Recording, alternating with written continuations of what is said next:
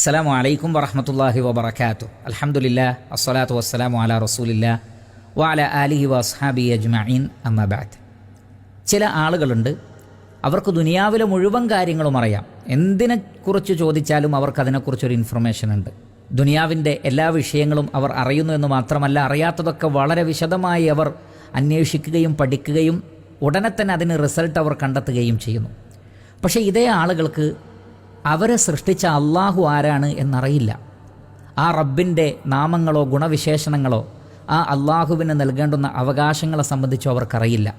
ആ അള്ളാഹു അവതരിപ്പിച്ച വേദഗ്രന്ഥമായ മനുഷ്യരിലേക്കുള്ള റിസാലയായ മെസ്സേജായ ഖുർആനിനെക്കുറിച്ചോ മനുഷ്യരിലേക്ക് ആ സൃഷ്ടാവായ അള്ളാഹു നിയോഗിച്ച പ്രവാചകൻ സല്ലല്ലാഹു അലൈഹി വസല്ലമ പഠിപ്പിച്ച ദീനീ കാര്യങ്ങളെക്കുറിച്ചോ അവർക്ക് അറിയില്ല.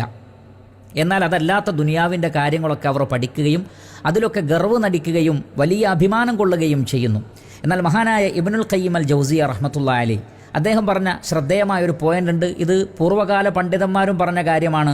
ഫലൗ അറഫൽ അബ്ദു കുല്ല ഷൈ വലം യഅരിഫ് റബ്ബഹു ഫകഅന്നഹു ലം യഅരിഫ് ഷൈഅ.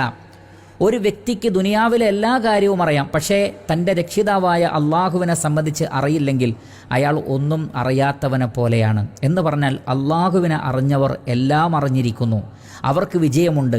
എന്നാൽ അള്ളാഹുവിനെ അറിയാതെ ദുനിയാവിലുള്ളത് മുഴുവൻ അറിഞ്ഞാലും റബ്ബിനെ അറിഞ്ഞിട്ടില്ലെങ്കിൽ അവർ തോറ്റുപോകും, പരലോകത്ത് പരാജയപ്പെട്ടു പോകും. അതുകൊണ്ട് വിശ്വാസികളെ നമ്മൾ നമ്മുടെ സൃഷ്ടാവായ അള്ളാഹുവിനെക്കുറിച്ച് ധാരാളമായി പഠിക്കുക, മനസ്സിലാക്കുക. അതിന് ഖുർആൻ പഠിച്ചുകൊണ്ടല്ലാതെ സാധ്യമല്ല, നബി സല്ലല്ലാഹു അലൈഹി വസല്ലമയുടെ അധ്യാപനങ്ങൾ സ്വീകരിച്ചുകൊണ്ടല്ലാതെ സാധ്യമല്ല.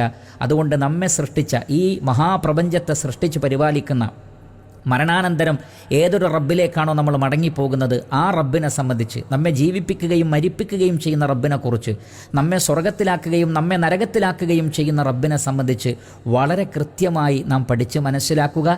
എങ്കിലേ നമുക്ക് നരകത്തിൽ നിന്ന് രക്ഷപ്പെട്ട് സ്വർഗത്തിൽ പ്രവേശിക്കാൻ സാധിക്കുകയുള്ളൂ എന്ന് തിരിച്ചറിയുക. അല്ലാഹു സുബ്ഹാനഹു വ തആല അനുഗ്രഹിക്കുമാറാകട്ടെ. വസല്ലല്ലാഹു അലാ നബീന മുഹമ്മദിൻ വ ആലിഹി വസഹ്ബിഹി അജ്മഈൻ വൽഹംദുലില്ലാഹി റബ്ബിൽ ആലമീൻ.